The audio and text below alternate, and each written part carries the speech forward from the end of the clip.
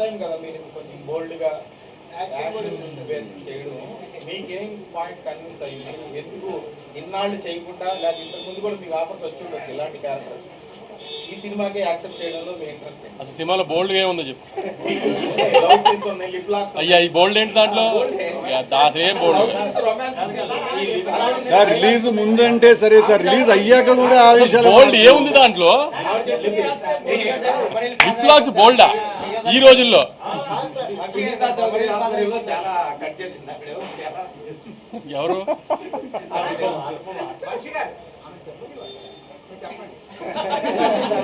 బోల్డే లేదని మా ఫీలింగ్ కదా, దాంట్లో బోల్డ్గా ఏం ఫీల్ అవుతుందా తనని? ఫీల్ అవుతుందని.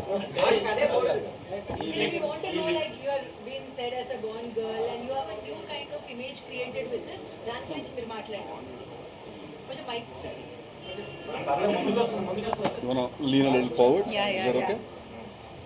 అంటే ఇప్పుడు మీరు అందరూ నవ్వుతూ హ్యాపీగా అడుగుతున్నారు, కానీ ప్రీవియస్ ప్రెస్ మీట్ లో అలా అడగలేదు. సో ఇప్పుడు మీరు సినిమా చూసారు కాబట్టి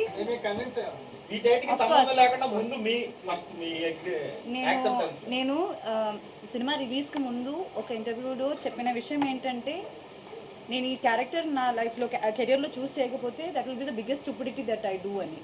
మీకు అది ఇప్పుడు అనిపిస్తుందా లేదా? ఇప్పుడు దాకా నేను చేసిన క్యారెక్టర్ నుంచి కొత్తగా ఉందని మీరే అంటున్నారా లేదా?